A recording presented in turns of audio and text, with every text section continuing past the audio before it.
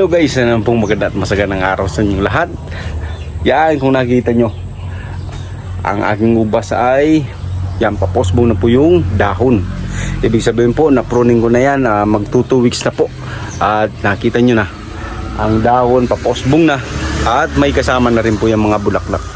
Yan. At may papakita ko sa inyo guys. Sabi nga, after several weeks o 2 weeks o mag 2 weeks, yan, may lumabas ng bulaklak. Yan po. Ito po ay Baikonur. Nga, hindi tayo binibigo ni Baikonur pagdating sa pagbibigay ng bulaklak. Yan. At ganun rin po yung Green Brazilian. At yan po, papakita ko sa inyo. Yan. Yan na po ang bulaklak ni Green Brazilian. Yan. At yung iba po, may mga lumabas na din ng mga bulaklak. At yan po, nakakatuwa po na makita na marami pong nagsisilabasan ng mga dahon may kasamang bulaklak. Yan. Ano po bang ginawa ko dito para magkaroon po ng maraming bulaklak ang aking ubas? Unang-una po yung preparation. Nga po, bago mag-pruning ay kailangan po mag-apply po tayo ng abono.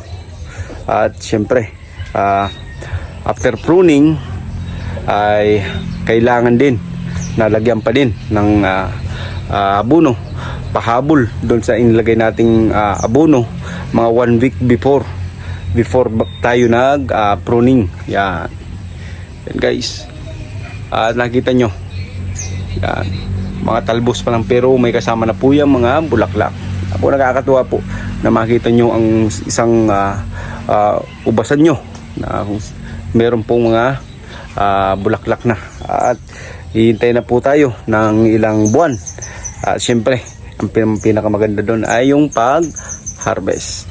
Lalo kung marami po tayong nakita na mga bunga na pabuna. Siyempre, tamang-tama po, nag-start ako ngayong buwan. Naghintay po tayo ng 3 buwan pa. Kasi mag-start po yung pag-blooming, doon tayo mag-start na pag-harvest.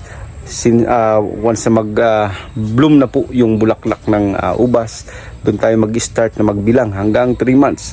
Yan po. O 2 to 3 months, pwede pong mahinog ang ubas. Lalo po yung Baikonur, ang bilis pong mahinog.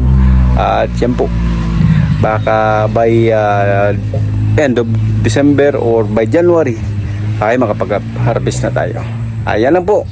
Sundan nyo lang po ang aking video at i-update ko po kayo sa susunod pang linggo kung ano na po bang update dito. Yan lang po. Bye bye.